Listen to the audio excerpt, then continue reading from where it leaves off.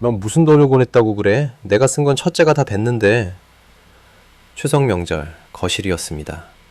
시누이와 큰동서가 둘러앉은 자리에서 시어머니가 제 앞에서 그렇게 말씀하셨죠. 저는 그 순간 가방에서 휴대폰을 꺼냈어요.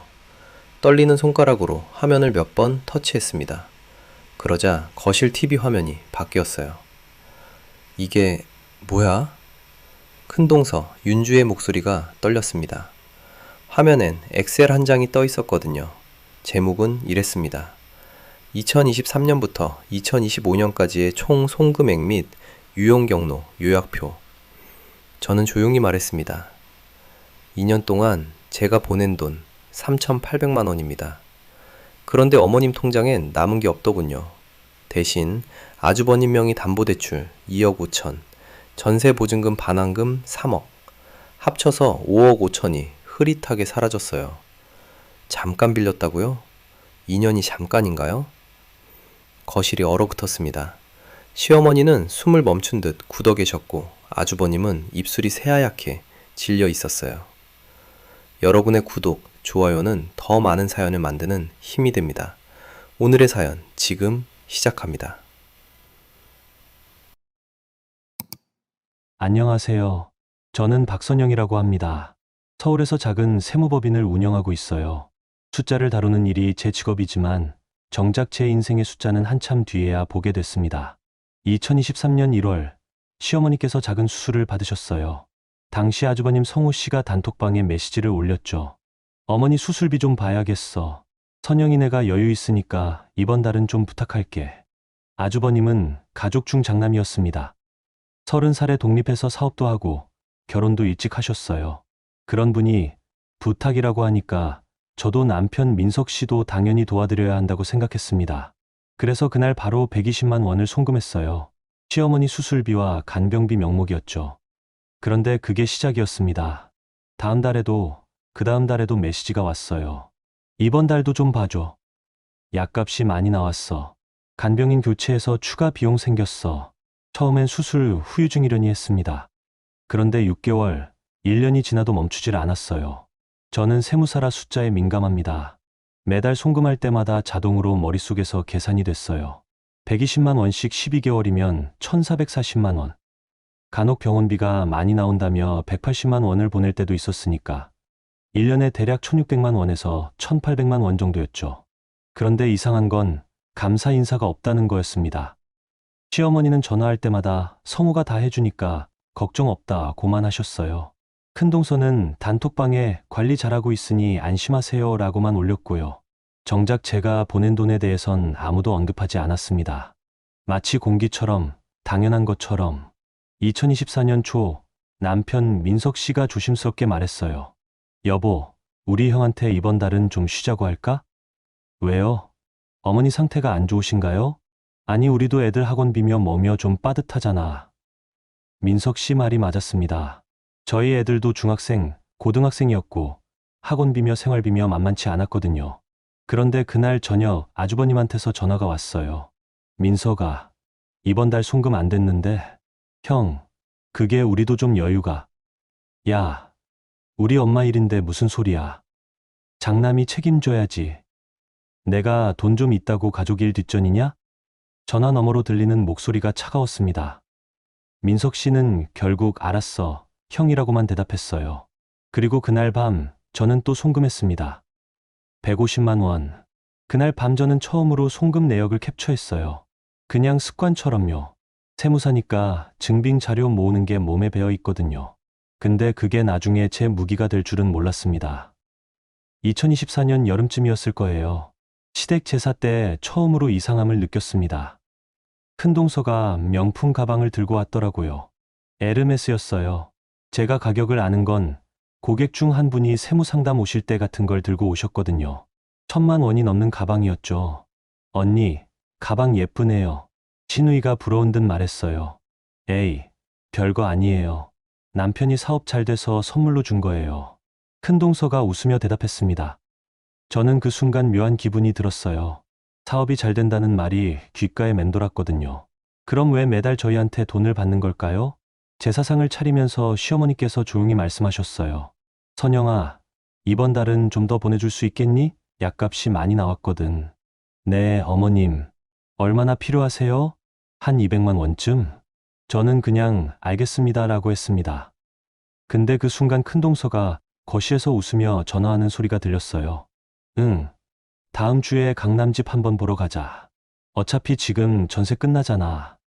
강남, 집, 전세. 제 머릿속에서 뭔가 맞춰지기 시작했습니다. 근데 그때는 확신할 수 없었어요. 그냥 설마였죠. 그해 겨울까지 저는 계속 보냈습니다. 120만 원, 150만 원, 180만 원. 어떤 달은 급하다며 추가로 50만 원을 더 요청하기도 했어요. 저는 다 보냈습니다. 거절하면 가족인데 그렇게 야박하게 굴어? 같은 말이 돌아올까봐 두려웠거든요. 근데 이상한 건 시어머니 상태가 나아지질 않는다는 거였어요. 오히려 병원을 더 자주 다니신다고 했습니다. 1년이 넘도록 매달 병원비와 약값이 나간다는 게 이해가 안 됐어요. 저도 아버지 투병 생활을 옆에서 봤지만 안정기에 접어들면 비용이 줄어들거든요. 어느 날 밤 저는 조용히 엑셀 파일을 열었습니다. 그리고 2023년 1월부터 지금까지 보낸 돈을 정리하기 시작했어요. 날짜, 금액, 명목. 하나하나 적어 내려갔죠. 그렇게 계산해 보니 1년 6개월 동안 약 2,600만 원을 보냈더군요. 2,600만 원이면 작은 차 한 대 값인데 그 생각이 들자 갑자기 서글퍼졌습니다. 근데 동시에 화도 났어요. 왜 아무도 고맙다는 말을 안 할까? 왜 당연한 것처럼 받아들일까? 저는 그날 밤 처음으로 기록이 필요하다고 느꼈습니다. 다음 날부터 저는 송금할 때마다 날짜와 금액을 메모장에 적었어요. 그리고 아주버님이나 큰동서가 단톡방에 올린 메시지도 캡처해뒀습니다. 이번 달 병원비 좀, 간병비 추가됐어요. 약값 올랐대요. 같은 말들이요. 왜 그랬을까요? 그때는 몰랐어요. 그냥 뭔가 불안했던 것 같습니다. 숫자가 계속 커지는데 끝이 안 보이니까요. 세무사로서의 본능이었을지도 모르겠어요. 숫자는 거짓말을 안 하거든요. 그렇게 2024년이 저물어 갔습니다. 저는 여전히 매달 돈을 보냈고 시댁에선 여전히 감사 인사가 없었어요. 그저 이번 달도 부탁해 라는 말만 반복됐죠. 저는 점점 지쳐갔지만 그래도 참았습니다. 가족이니까요. 근데 그때는 몰랐습니다. 제가 모은 그 기록들이 나중에 제 무기가 될 줄은요. 2024년 겨울이었습니다. 유난히 추운 날이었어요. 저는 사무실에서 연말정산 작업을 하고 있었고 민석 씨는 거실 소파에 앉아 TV를 보고 있었죠. 평범한 저녁이었습니다. 그런데 민석 씨 휴대폰에서 알림음이 울렸어요. 한 번도 들어보지 못한 소리였습니다. 저는 고개를 들었고 민석 씨는 급하게 휴대폰을 집어들었어요. 그 순간 제 눈에 화면이 살짝 보였습니다. 대출 연체 3일 경과. 즉시 상환 바랍니다. 제 심장이 쿵 내려앉았어요. 대출, 연체. 민석 씨는 제 눈빛을 피하며 황급히 화면을 끄더군요. 여보. 제가 조용히 불렀습니다. 응? 방금 그거 뭐예요? 아무것도 아니야. 스팸 문자 같은 거. 스팸이요? 제2금융권 대출 연체 알림이 스팸인가요? 민석 씨의 얼굴이 굳었습니다.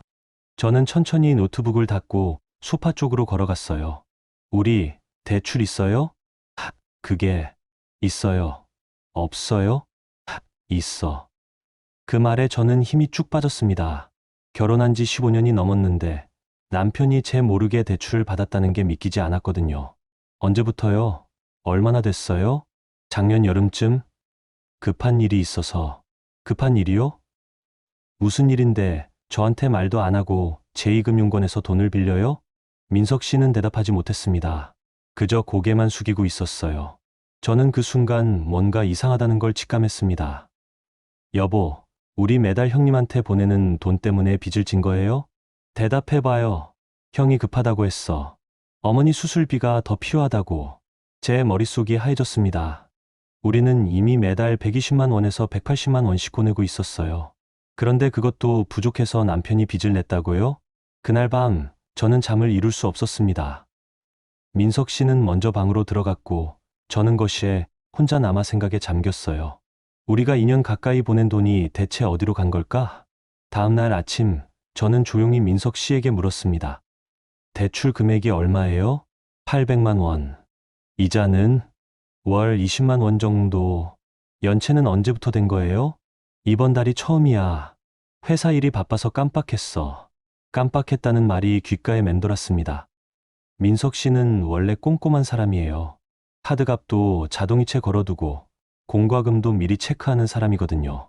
그런 사람이 대출 이자를 깜빡한다는 게 말이 안 됐어요. 저는 그날부터 조금씩 확인하기 시작했습니다.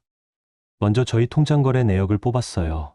그리고 시댁으로 보낸 송금 내역을 따로 정리했죠. 2023년 1월부터 2024년 12월까지 약 2년간 총 3,200만 원이 나갔더군요. 3,200만 원이면 작은 아파트 전세금인데 그 생각이 들자 가슴이 답답해졌습니다. 저는 그날 저녁 시어머니께 전화를 드렸어요. 어머님, 요즘 병원 자주 다니세요? 응, 그래. 이것저것 검사도 하고. 많이 불편하세요? 괜찮아. 윤주가 다 챙겨주니까. 윤주. 큰동서 이름이 나오자 제 귓가가 쫑긋해졌습니다. 큰동서가 병원도 같이 가세요? 그럼. 성우는 바쁘니까 윤주가 다 해주지. 통장이며 카드며 다 맡겨놨어. 통장. 카드. 제 손이 떨렸습니다. 시어머니 통장과 카드를 큰동서가 관리하고 있다는 말이었어요. 그럼 제가 보낸 돈도 큰동서를 통해 쓰이고 있다는 뜻이겠죠? 어머님, 제가 보낸 돈은 잘 받으셨어요? 뭐? 내가 언제 보냈는데? 매달 보냈는데요. 병원비랑 간병비 명목으로요. 아, 그건 성우가 다 관리하니까 나는 잘 몰라. 성우가 알아서 쓴다고 했어. 제 가슴이 철렁 내려앉았습니다. 시어머니는 제가 보낸 돈을 모르고 계셨어요. 그럼 그 돈은 누가 쓴 걸까요? 전화를 끊고 나서 저는 한참을 멍하니 앉아 있었습니다.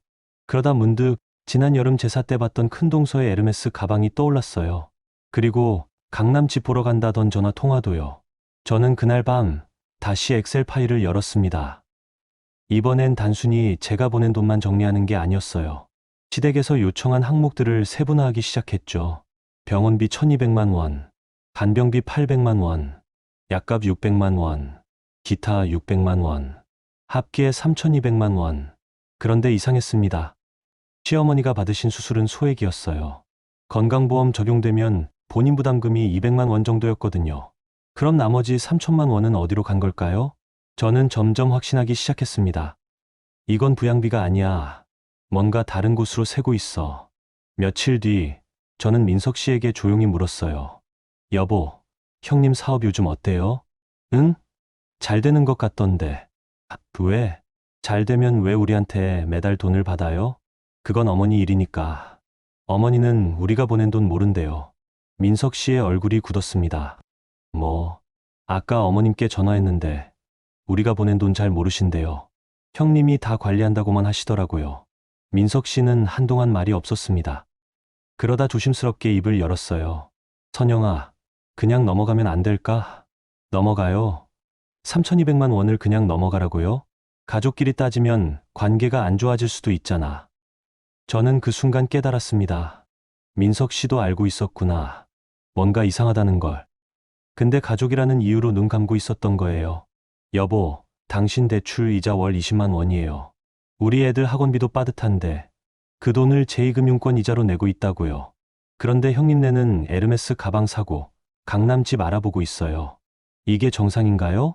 민석 씨는 대답하지 못했습니다. 저도 더 이상 말하지 않았어요. 그냥 조용히 방으로 들어가 문을 닫았죠. 그날 밤 저는 결심했습니다. 이제는 확인하고 말하자. 감정으로 싸우는 게 아니라 숫자로 따져보자고요. 세무사니까 할 수 있는 일이었어요. 다음 날부터 저는 본격적으로 조사를 시작했습니다. 민석 씨 몰래요. 먼저 시어머니께서 다니신다는 병원에 전화를 걸었어요. 안녕하세요. 오정자 환자분 보호자인데요.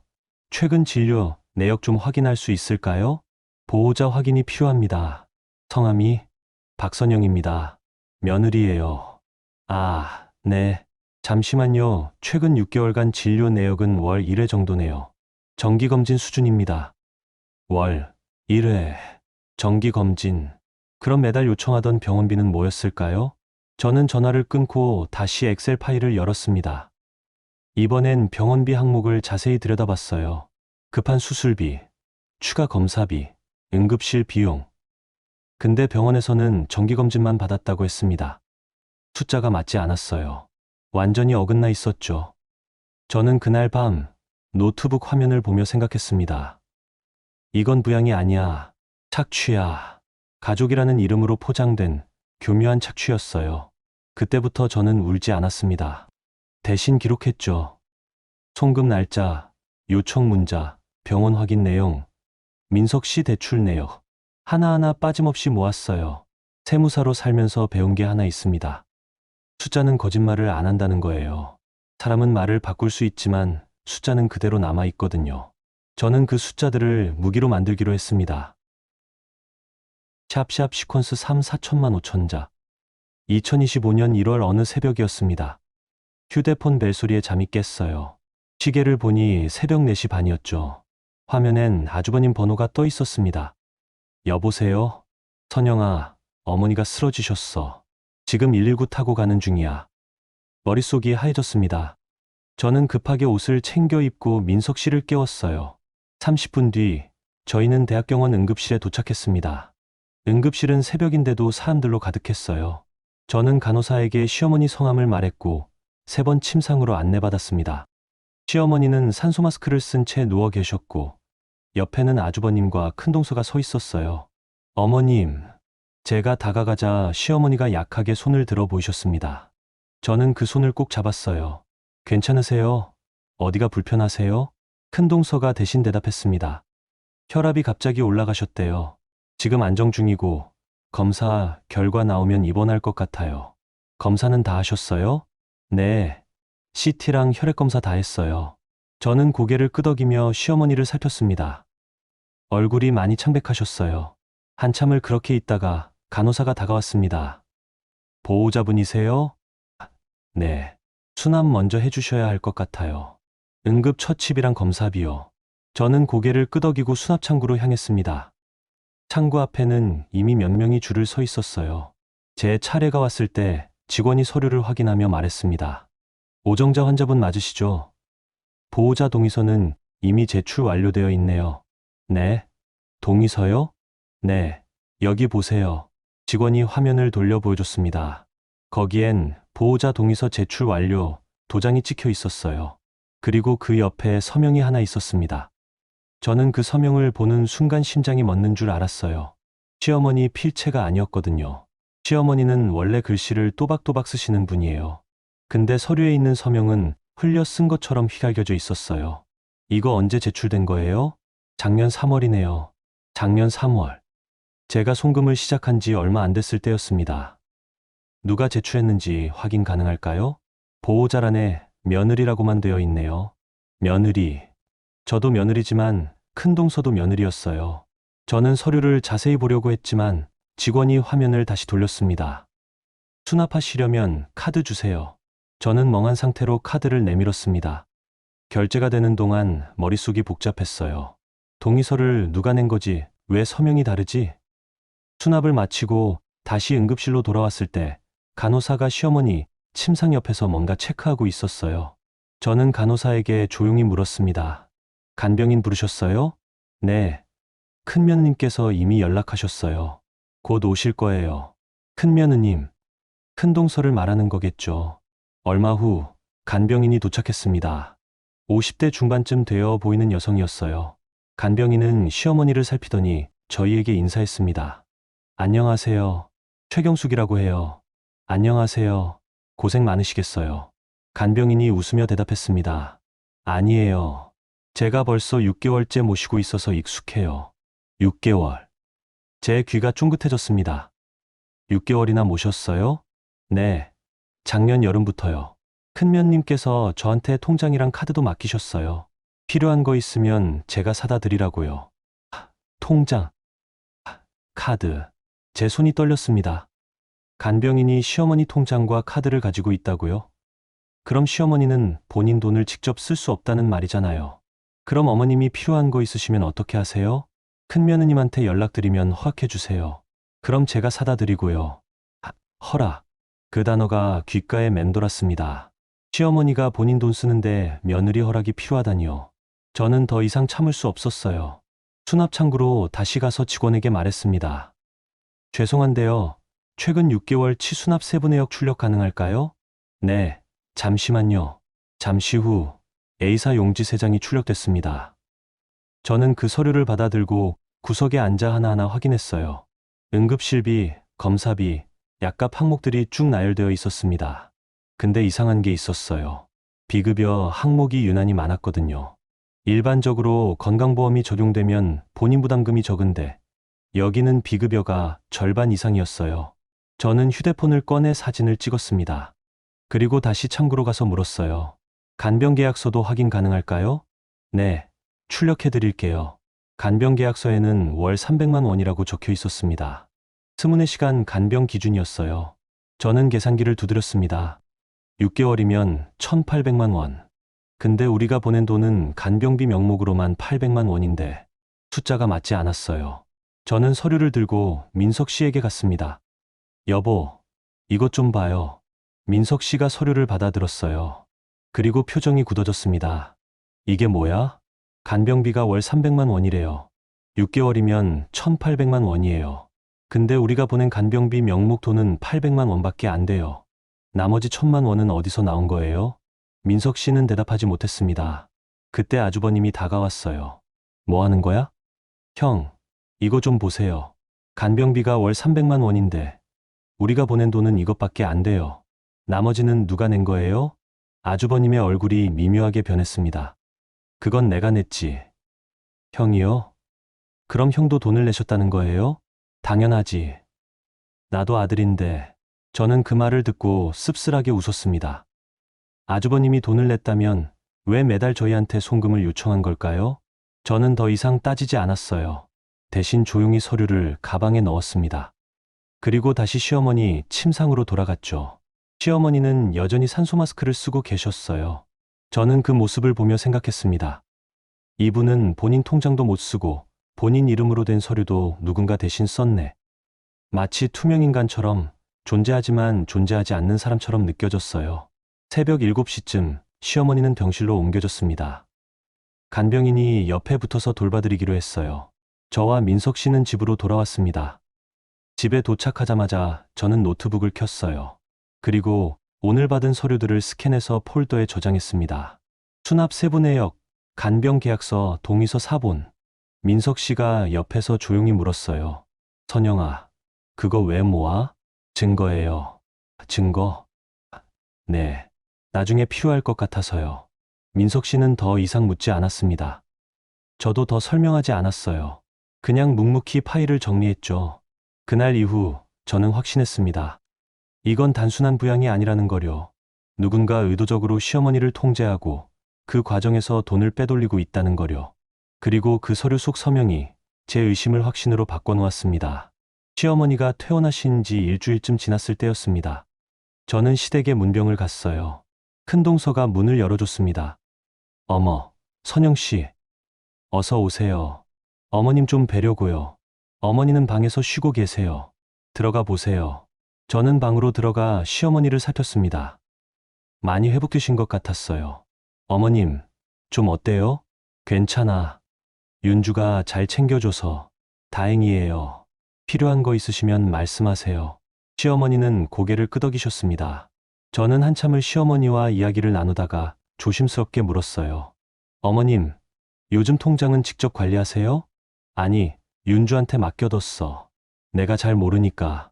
그럼 필요한 돈은 어떻게 쓰세요? 윤주한테 말하면 돼. 윤주가 다 해줘. 저는 더 이상 묻지 못했습니다. 시어머니는 그게 당연한 것처럼 말씀하셨거든요. 문병을 마치고 나오는 길에 저는 문득 생각했습니다. 통장을 직접 확인해 봐야겠다. 다음 날 저는 시어머니 통장이 있는 은행을 찾아갔어요. 지점에 들어가서 번호표를 뽑았습니다. 제 차례가 되자 직원에게 조심스럽게 물었어요. 안녕하세요. 오정자 고객님 계좌 관련해서 문의 좀 드리려고요. 고객님과 관계가 어떻게 되세요? 며느리입니다. 본인 확인이 필요한데요. 위임장 가지고 오셨나요? 아니요. 그냥 최근에 비밀번호 변경 같은 게 있었는지만 확인하고 싶어서요. 직원이 잠시 화면을 확인하더니 대답했습니다. 작년 8월에 비밀번호 변경 내역이 있네요. 작년 8월. 제 심장이 쿵 내려앉았어요. 그게 본인이 직접 하신 건가요? 그건 저희가 확인하기 어렵습니다. 다만 지점 방문으로 변경되었다고 나와 있네요. 지점 방문이요? 네. 저는 고개를 끄덕이고 은행을 나왔습니다. 머릿속이 복잡했어요. 시어머니가 직접 은행에 가서 비밀번호를 바꾸셨을까요? 아니면 누군가 데리러 갔을까요? 그날 밤, 저는 사무실에 남았습니다. 직원들이 다 퇴근한 후 조용히 노트북을 켰어요. 그리고 지금까지 모은 자료들을 하나씩 펼쳤습니다. 송금 내역, 병원 수납 세부 내역, 간병 계약서, 은행 비밀번호 변경 확인서. 저는 엑셀을 열고 표를 만들기 시작했어요. 세로축에는 날짜를, 가로축에는 항목을 넣었습니다. 그리고 하나하나 숫자를 입력했죠. 2023년 1월 송금 120만 원 병원비 명목, 2023년 2월 송금 120만 원 간병비 명목, 2023년 3월 송금 150만 원 약감 명목. 숫자들이 쌓여갔습니다. 2년간 제가 보낸 총액은 3,800만 원이었어요. 근데 병원 수납 내역을 보니 실제 병원비는 600만 원 정도였습니다. 간병비도 계약서상 1,800만 원인데 제가 보낸 건 800만 원뿐이었어요. 나머지 돈은 어디로 간 거지? 저는 다른 탭을 열었습니다. 그리고 인터넷 등기부등본 사이트에 접속했어요. 시어머니 집 주소를 검색했습니다. 화면에 등기부가 떴습니다. 저는 천천히 스크롤을 내렸어요. 그리고 을구을 안을 봤습니다. 근저당권 설정 2억 5천만 원 2024년 3월 설정. 제 손이 떨렸습니다. 시어머니 집에 2억 5천만 원 담보대출이 설정되어 있었어요. 채무자는 김성호, 아주버님이었습니다. 저는 급하게 계산기를 두드렸어요. 2억 5천에 이자만 월 200만 원은 넘을 겁니다. 근데 아주버님은 그 이자를 어떻게 갚고 있을까요? 문득 아주버님이 했던 말이 떠올랐습니다. 내가 어머니 간병비 냈지. 그 돈이 대출 이자였던 걸까요? 저는 다시 엑셀로 돌아왔습니다. 이번엔 아주버님 관련 항목을 추가했어요. 담보대출 2억 5천 2024년 3월. 그런데 또 이상한 게 있었습니다. 아주버님네는 작년까지 전세로 살았어요. 그런데 지금은 자가 아파트에 산다고 들었습니다. 저는 부동산 실거래가 사이트에 접속했어요. 아주버님 집 주소를 검색했습니다. 매매가 8억 2024년 9월 거래. 8억짜리 아파트. 아주버님이 어떻게 그 돈을 마련했을까요? 저는 다시 계산기를 두드렸습니다. 담보대출 2억 5천 전세보증금 반환 3억 자기 자금 2억 5천 8억. 전세보증금. 그 단어에 꽂혔습니다. 아주버님네 전세보증금은 얼마였을까요? 저는 휴대폰을 꺼내 민석 씨에게 전화했어요. 여보, 형님네 전세보증금 얼마였는지 알아요? 응, 3억이었던 것 같은데. 왜? 3억. 제 머릿속에서 퍼즐이 맞춰지기 시작했습니다. 시어머니 집 담보대출 2억 5천 전세보증금 반환 3억, 5억 5천. 아주버님은 시어머니 집을 담보로 대출받고 전세보증금까지 합쳐서 8억짜리 아파트를 샀던 거예요. 그리고 남은 2억 5천은 사업 자금으로 썼겠죠. 저는 엑셀에 큰 글씨로 적었습니다. 총 유용액 5억 5천만 원. 그 숫자를 보는 순간 눈물이 핑 돌았어요. 제가 2년 동안 보낸 3,800만 원은 시어머니를 위한 게 아니었습니다. 아주버님네 집 마련을 위한 구멍 메우기였던 거예요. 저는 키보드 위에 손을 올리고 한참을 멍하니 앉아 있었습니다. 화가 났어요. 배신감도 들었고요. 근데 그보다 더 큰 감정은 허탈함이었습니다. 나는 뭐였을까? 그냥 돈 주는 기계였나? 저는 고개를 들어 천장을 봤습니다. 사무실 형광등 불빛이 차갑게 느껴졌어요. 그렇게 한참을 있다가 저는 다시 엑셀 파일로 돌아왔습니다. 이제는 울 시간이 아니었어요. 정리할 시간이었습니다. 저는 새 시트를 열고 흠도를 만들기 시작했어요. 돈이 어디서 시작해서 어디로 흘렀는지 한눈에 볼 수 있도록 화살표로 연결했습니다. 박선영, 김성호 명목 병원비 간병비 담보대출 이자 충당. 오정자 집 담보대출 2억 5천 김성호 아파트 구입. 김성호 전세 보증금 반환 3억 김성호 아파트 구입. 숫자들이 선으로 이어지면서 하나의 그림이 완성됐습니다. 그건 가족이 아니었어요. 착취의 구조였습니다. 저는 그 파일을 5억 5천 흐름도 즈엑스라는 이름으로 저장했습니다. 그리고 출력 버튼을 눌렀어요. A3 용지에 컬러로 출력했습니다. 프린터에서 종이가 나오는 소리를 들으며 저는 생각했습니다. 이제 끝낼 거야. 감정이 아니라 숫자로. 다음 날 저는 법무법인에 전화를 걸었습니다. 안녕하세요. 상속재산 관련 상담 예약하고 싶은데요. 네. 언제 오실 수 있으세요? 내일 가능할까요? 네, 가능합니다. 전화를 끊고 나서 저는 출력한 흐름도를 봉투에 넣었어요. 그리고 그동안 모은 서류들도 함께 넣었습니다. 송금 내역, 병원 수납 세부 내역, 간병 계약서, 등기부등본, 비밀번호 변경 확인서, 모든 증거가 한 봉투 안에 들어갔습니다. 저는 그 봉투를 가방에 넣고 거울을 봤어요. 거울 속 제 얼굴은 창백했지만 눈빛만큼은 또렷했습니다. 이제는 절차야. 감정 싸움이 아니라 법으로 끝내는 거야. 그날 밤 저는 처음으로 편하게 잠들었습니다. 2년 만에 처음으로요.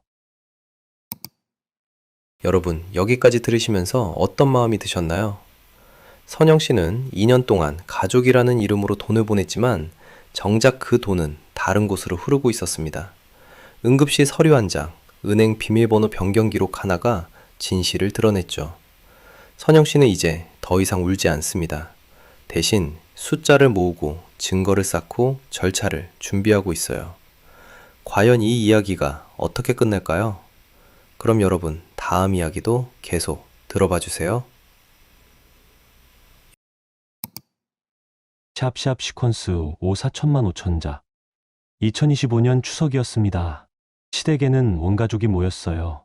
아주버님네 가족, 시누이네 가족, 그리고 저희까지. 거실은 웃음소리로 가득했습니다. 저는 부엌에서 음식을 준비하고 있었어요. 시누이와 함께 전을 부치면서 이런저런 이야기를 나눴죠. 그런데 거실에서 시어머니 목소리가 들렸습니다. 선영아, 잠깐 이리 와봐. 저는 앞치마를 벗고 거실로 갔어요. 시어머니는 소파에 앉아 계셨고 옆에는 큰 동서가 있었습니다. 네, 어머님. 이번 달 약값이 좀 많이 나왔어. 추가로 좀 보내줄 수 있겠니? 제 심장이 쿵 내려앉았습니다. 추석날 온 가족이 모인 자리에서 또 돈 이야기였어요. 얼마나 필요하세요? 한 150만 원? 150만 원. 저는 속으로 씁쓸하게 웃었습니다. 2년 동안 똑같은 패턴이었어요. 명절 때마다 추가 송금 요청이 들어왔거든요. 그때 큰 동서가 쇼핑백을 들고 거실로 들어왔어요. 명품 브랜드 로고가 선명했습니다. 백화점 쇼핑백이었죠. 큰 동서가 소파에 앉으며 가방을 옆에 뒀는데 그 틈으로 영수증이 보였어요. 저는 무심코 그 영수증을 봤습니다. 금액이 눈에 들어왔어요. 380만 원. 명품 의류 구매 영수증이었습니다. 날짜는 일주일 전. 제 안에서 뭔가 끊어지는 소리가 들렸어요. 마지막 인내의 줄이었습니다. 어머님, 화장실 좀 다녀올게요. 저는 조용히 일어나 화장실로 갔습니다. 그리고 가방에서 휴대폰을 꺼냈어요. 미리 준비해둔 파일이 있었거든요. 5억 5천 흐름도 슬랙스 파일을 열고 블루투스 설정을 켰습니다. 거실 TV는 스마트 TV였어요. 미러링 기능이 있었죠. 저는 심호흡을 했습니다.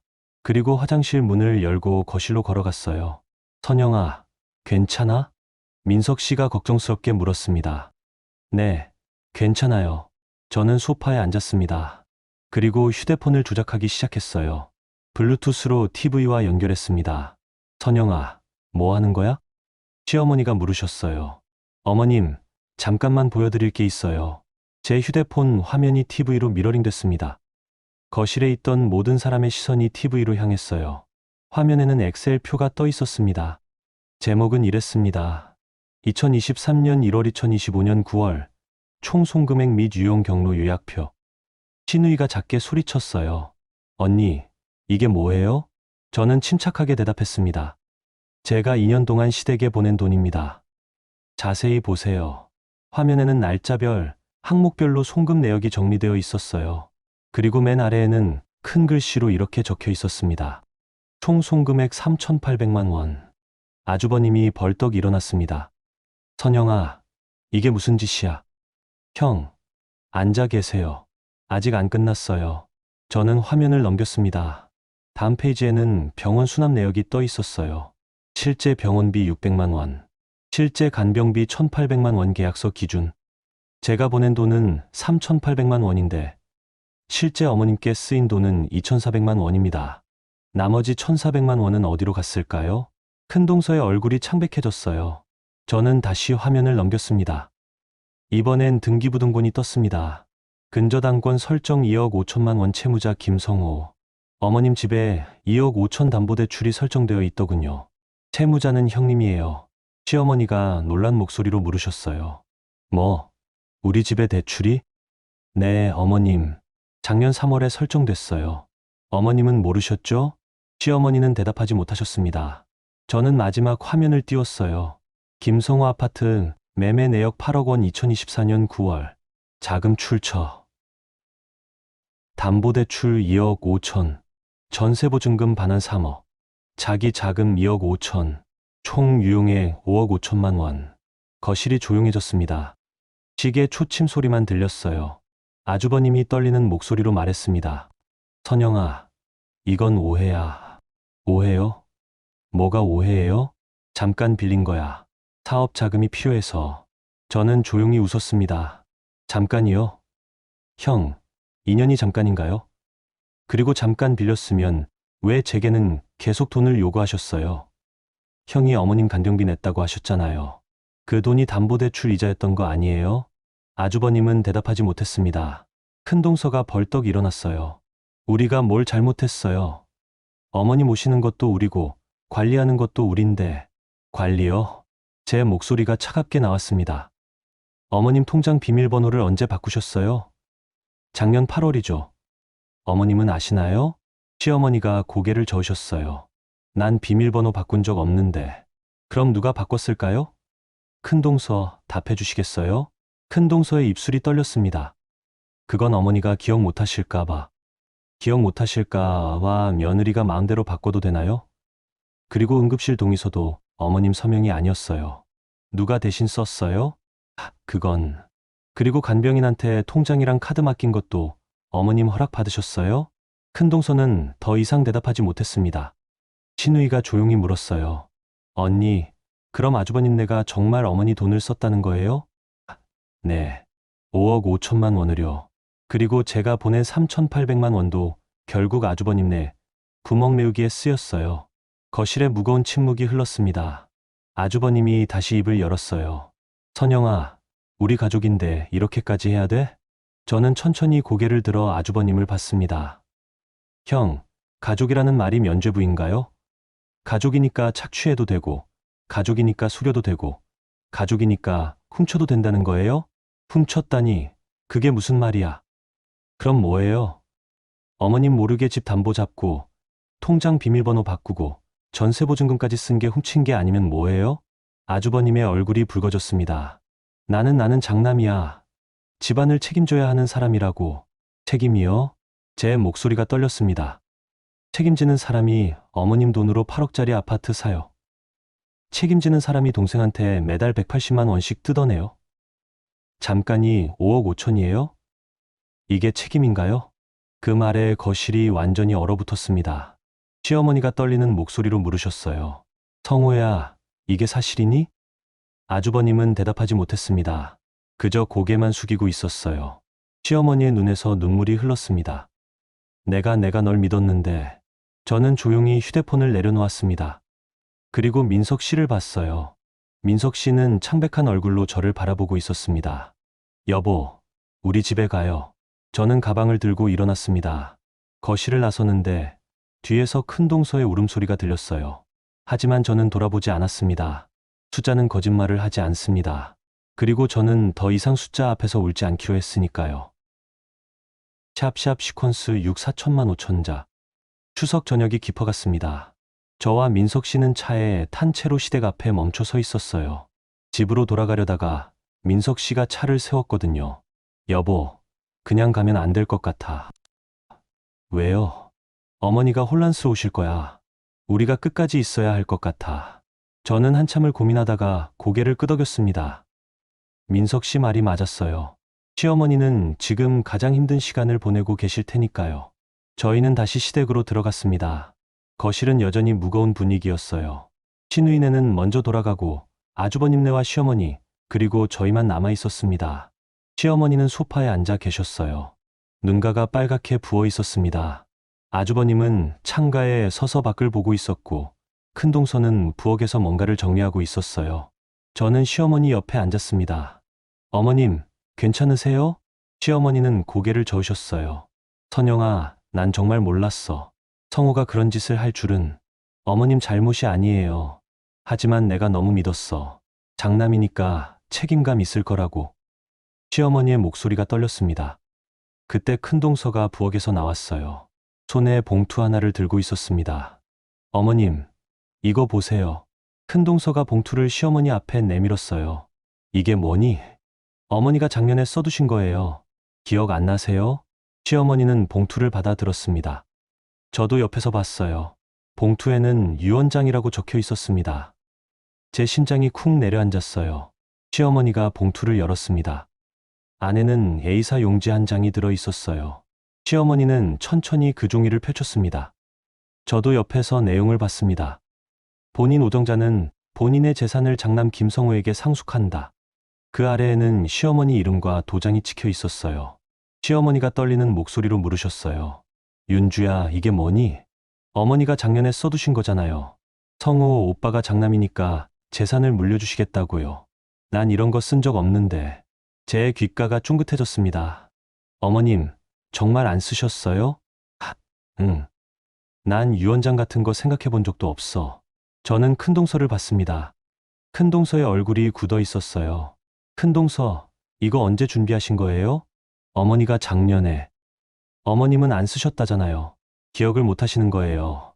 큰동서의 목소리가 높아졌습니다. 저는 유언장을 자세히 봤어요. 서명 부분을 유심히 살폈습니다. 그리고 문득 응급실에서 봤던 동의서가 떠올랐어요. 그때도 서명이 이상했거든요. 어머님, 이 서명 어머님 글씨 맞아요? 시어머니가 서명을 보시더니 고개를 저으셨어요. 내 글씨가 아니야. 난 원래 또박또박 쓰는데 이건 흘려 쓴 것 같아. 제 손이 떨렸습니다. 큰동서, 이거 누가 쓴 거예요? 어머니가 쓰신 거라니까요. 어머님은 본인 글씨가 아니래요.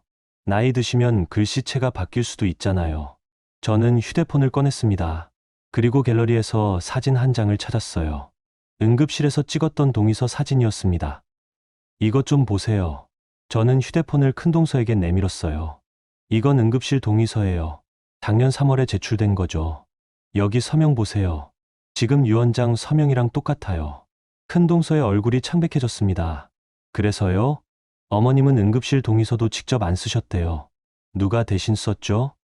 그건. 큰동서, 당신이 쓴 거 아니에요? 침묵이 흘렀습니다. 아주버님이 창가에서 돌아섰어요. 윤주야, 내가 쓴 거야? 대답 좀 해봐. 큰동서의 눈에서 눈물이 흘렀습니다. 어차피 어머니 돈이잖아요. 우리가 관리한 거잖아요. 그 말에 거실이 얼어붙었습니다. 시어머니가 떨리는 목소리로 물으셨어요. 윤주야, 내가 지금 뭐라고 한 거니? 사실이잖아요. 어머니 혼자서는 아무것도 못 하시잖아요. 통장도 우리가 관리하고 병원도 우리가 데려가고 다 우리가 한 거잖아요. 그래서 내 이름으로 유언장을 만들었단 말이니? 어머니, 어차피 재산은 자식들한테 가는 거잖아요. 그 중에서 장남이 받는 게 당연하고요. 시어머니가 벌떡 일어나셨어요. 당연하다고? 내 돈을 내 마음대로 쓰는 게 당연하다고? 우리가 어머니 모셨잖아요. 모셨다고? 선영이가 2년 동안 보낸 돈은 뭐야? 그 돈으로 너희가 집 샀잖아. 큰동서는 대답하지 못했습니다. 시어머니가 다시 소파에 주저앉으셨어요. 손으로 얼굴을 가리고 우셨습니다. 난 너희를 믿었는데. 아주버님이 시어머니 앞에 무릎을 꿇었습니다. 어머니, 죄송합니다. 제가 잘못했어요. 성우야, 넌 장남이잖아. 어떻게 이럴 수가 있니? 사업이 어려워서 급했어요. 잠깐만 빌리려고 했어요. 잠깐이 2년이야? 그리고 내 집까지 담보로 잡았잖아. 아주버님은 더 이상 변명하지 못했습니다. 저는 조용히 시어머니 손을 잡았어요. 어머님, 이제 결정하셔야 해요. 결정? 이대로 넘어갈 건지 아니면 바로잡을 건지요. 시어머니는 한참을 고민하시더니 천천히 고개를 들으셨어요. 선영아, 나 좀 도와줄 수 있겠니? 네, 어머님. 내 통장부터 찾고 싶어. 그리고 집 서류도 확인하고 싶고. 저는 고개를 끄덕였습니다. 내일 은행 가시죠. 제가 함께 가겠습니다. 시어머니가 제 손을 꼭 잡으셨어요. 고마워, 선영아. 내가 아니었으면 난 아무것도 몰랐을 거야. 저는 시어머니 손을 꼭 잡았습니다. 그 손이 차갑게 떨리고 있었어요. 큰동서가 조용히 일어나 방으로 들어갔습니다. 아주버님은 여전히 무릎을 꿇은 채 있었어요. 저는 민석 씨를 봤습니다. 민석 씨가 고개를 끄덕였어요. 어머님, 오늘은 저희가 여기서 자고 갈게요. 내일 같이 은행 가요. 그래 줄래? 네. 그날 밤, 저는 시댁 작은 방에서 잠을 청했습니다. 하지만 잠이 오지 않았어요. 머릿속으로 내일 해야 할 일들을 정리했습니다. 은행에서 통장 찾기, 비밀번호 재설정, 거래 내역 확인, 그리고 등기부등본 다시 떼서 담보대출 현황 파악, 숫자들이 머릿속을 맴돌았습니다. 하지만 이번엔 무겁지 않았어요. 오히려 명확했습니다. 이제는 끝낼 수 있어. 그렇게 생각하며 저는 천천히 눈을 감았습니다. 샵샵 시퀀스 7 4천만 5천자. 추석이 지나고 일주일 후, 저는 법무법인에 앉아 있었습니다. 책상 너머로 변호사가 제가 가져온 서류들을 검토하고 있었어요. 증거 자료가 아주 체계적이네요. 제가 세무사라서요. 숫자, 정리하는 건 익숙합니다. 변호사가 고개를 끄덕이며 말했습니다. 이 정도면 충분히 법적 대응이 가능합니다. 횡령, 사문서 위조, 배임 여러 혐의가 성립돼요. 어떻게 진행하는 게 좋을까요? 우선 내용 증명으로 반환 요구를 하시고 동시에 재산 보전을 위한 가압류를 신청하세요. 그리고 형사 고소도 병행하는 게 좋겠습니다. 저는 고개를 끄덕였습니다. 언제부터 시작할 수 있나요? 내일부터 바로 가능합니다.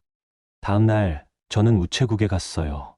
내용 증명 서류를 작성했습니다. 수신인은 아주버님 김성우, 이윤주. 내용은 간단했어요.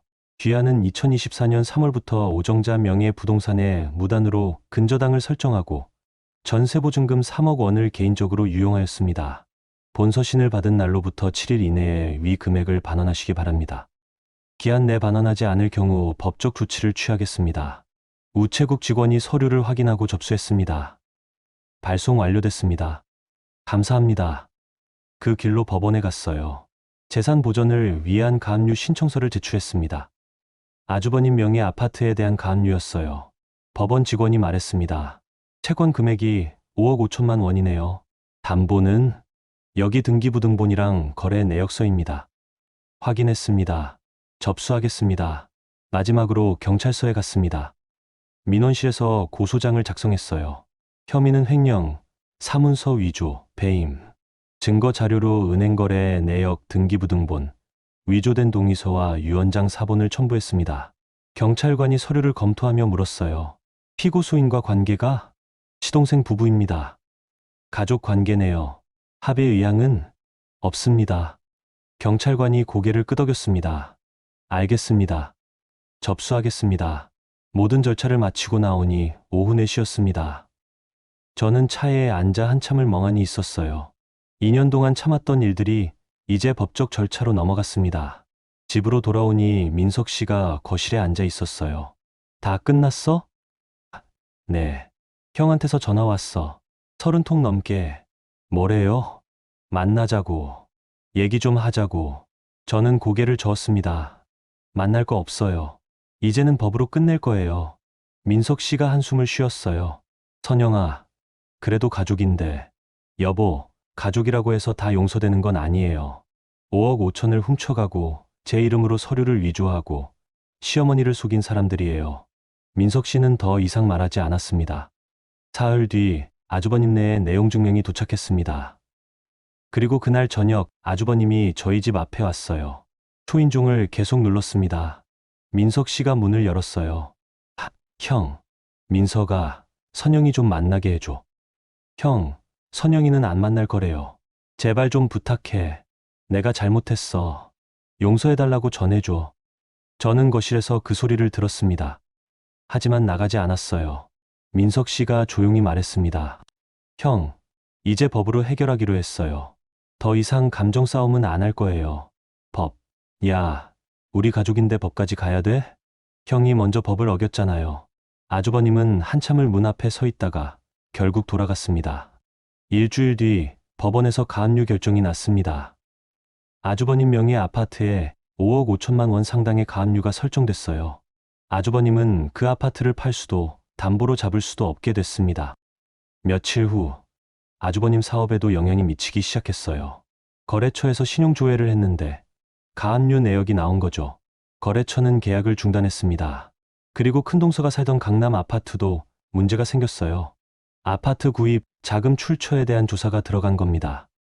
세무서에서 증여세 관련 자료를 요청했고 은행에서는 대출 압박이 들어왔어요. 한 달 뒤 시어머니와 함께 은행에 갔습니다. 시어머니 통장을 다시 찾고 비밀번호를 재설정했어요. 그리고 최근 2년간 거래 내역을 모두 출력했습니다. 거래 내역을 보니 제가 송금한 돈이 그대로 보였어요. 하지만 출금 내역은 대부분 큰동서 계좌로 빠져나갔습니다. 명목은 생활비, 병원비, 간병비였지만 실제로는 큰동서가 개인적으로 쓴 거였죠. 어머님, 이거 보세요. 출금 내역이요. 시어머니가 거래 내역을 보시더니 눈물을 흘리셨어요. 내 돈을 이렇게 다 써버렸구나. 어머님, 이제 통장은 직접 관리하세요. 비밀번호도 아무한테도 알려주지 마시고요. 그래야겠구나. 은행을 나오는데 큰동서한테서 전화가 왔습니다.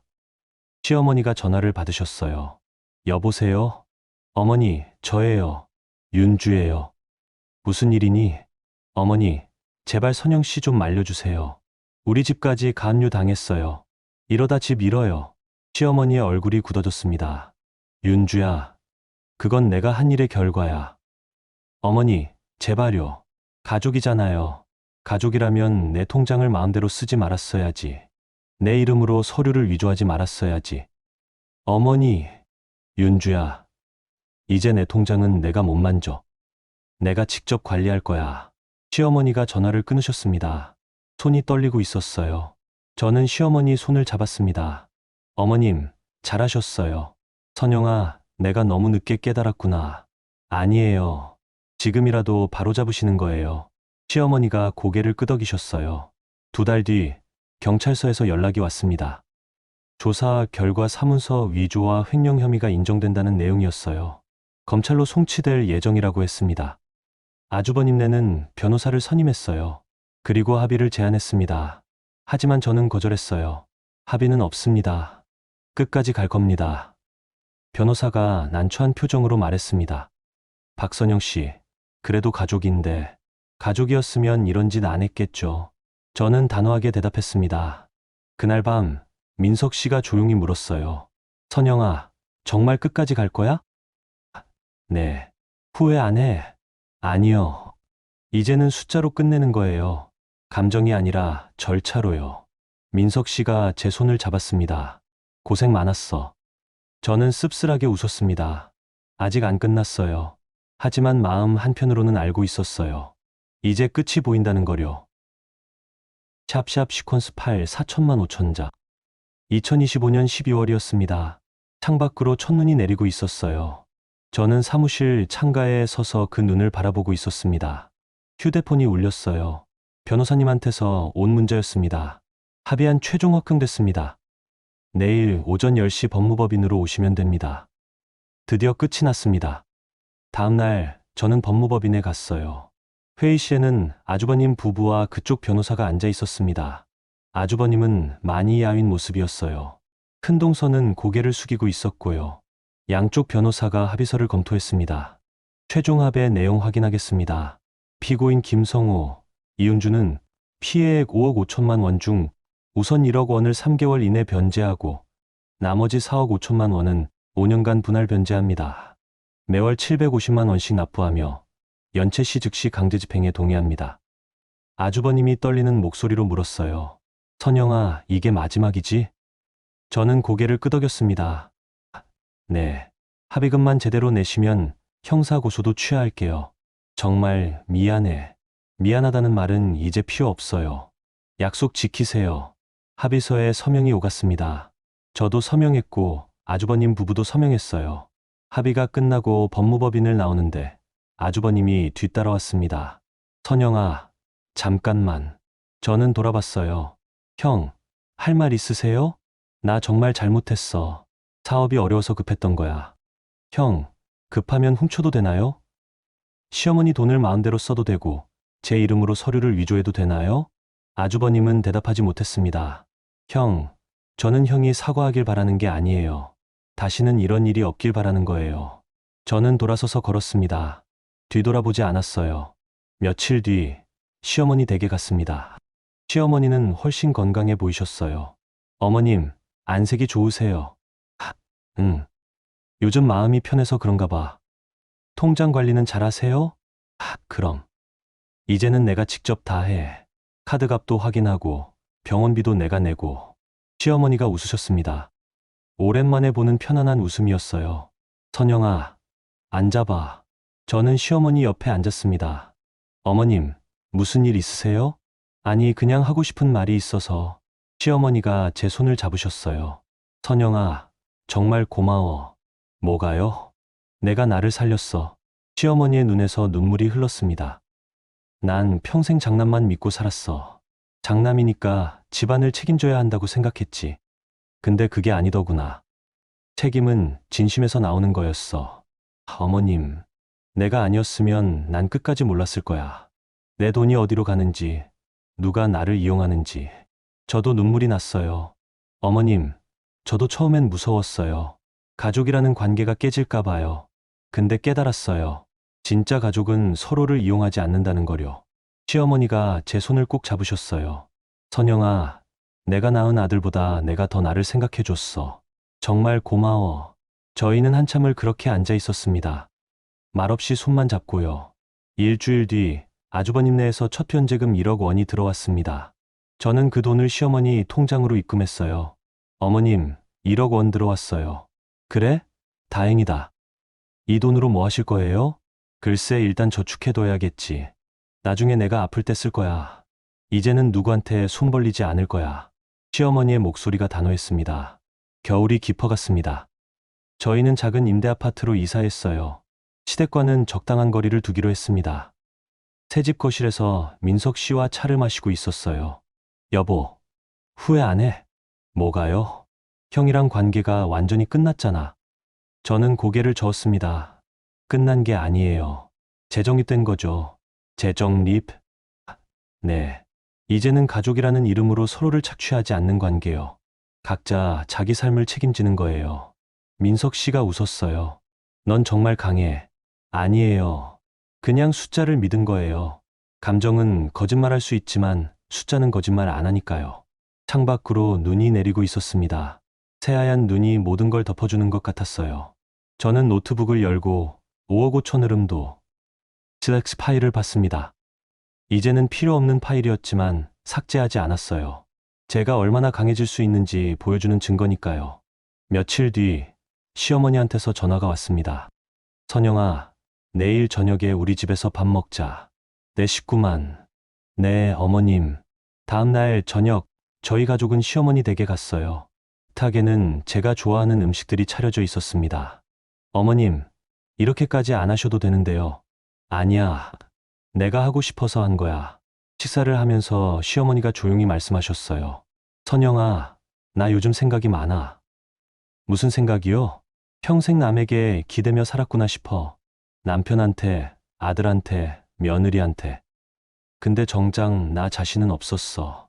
어머님, 이제는 내가 나를 챙기려고. 내 돈도 내가 관리하고, 내 건강도 내가 챙기고. 저는 시어머니를 봤어요. 시어머니 얼굴에는 평온함이 있었습니다. 어머님, 잘하고 계세요. 다 내 덕분이야. 식사를 마치고 집으로 돌아오는 길, 민석 씨가 말했어요. 어머니 표정이 많이 밝아지셨어. 그러게요. 이제야 본인 인생을 사시는 것 같아요. 넌 어때? 이제 마음 편해? 저는 잠시 생각하다가 대답했어요. 네. 처음으로 제가 나를 지켰다는 느낌이 들어요. 민석 씨가 제 손을 잡았습니다. 고생 많았어. 저는 웃었어요. 아니에요. 이제 시작인 거요. 그날 밤 저는 일기를 썼습니다. 2년 만에 처음 쓰는 일기였어요. 오늘 나는 끝냈다. 가족이라는 이름에 속지 않고 숫자로 진실을 밝혔다. 그리고 깨달았다. 진짜 평화는 참는 게 아니라 지키는 거라는 걸. 이제는 내가 나를 지킨다. 일기를 덮고 창밖을 봤어요. 눈은 그쳤지만 하늘에는 별이 빛나고 있었습니다. 저는 그 별을 보며 생각했습니다. 이제는 괜찮아. 나는 나를 지켰으니까. 여러분, 오늘 이야기 어떠셨어요? 선영 씨는 2년 동안 가족이라는 이름으로 착취당했습니다. 매달 180만 원씩 보냈지만 그 돈은 시어머니가 아닌 다른 곳으로 흘렀죠. 응급실 서류 한 장, 은행 비밀번호 변경 기록 하나가 진실을 드러냈습니다. 그리고 선영 씨는 울지 않았어요. 대신 숫자를 모았습니다. 추석날 거실 TV에 띄어 5억 5천만 원 흐름도. 그 한 장이 모든 걸 바꿔놓았습니다. 가해자는 변명할 수 없었고 피해자는 더 이상 참지 않았죠. 선영 씨가 선택한 건 감정 싸움이 아니었어요. 법적 절차였습니다. 내용 증명, 가압류, 고소. 차갑지만 명확한 방법이었죠. 그리고 그 끝에서 선영 씨는 평화를 얻었습니다. 참아서 얻은 평화가 아니라 지켜서 얻은 평화였어요. 살다 보면 우리는 가족이라는 이름 앞에서 많은 걸 참습니다. 부당해도, 억울해도, 아파도요. 근데 진짜 가족은 서로를 이용하지 않습니다. 진짜 사랑은 착취가 아니라 존중에서 나오는 거예요. 선영 씨의 이야기는 우리에게 묻습니다. 당신은 지금 참고 있나요? 아니면 지키고 있나요? 때로는 관계를 지키기 위해 관계를 재정립해야 할 때가 있습니다. 그게 용기예요. 숫자는 거짓말을 안 합니다. 감정은 흐려질 수 있지만 기록은 명확하게 남으니까요. 선영 씨처럼 우리도 우리 자신을 지킬 수 있습니다. 감정이 아니라 이성으로, 참음이 아니라 행동으로요. 여러분께도 오늘 이야기가 작은 위로와 지혜가 되었으면 좋겠습니다.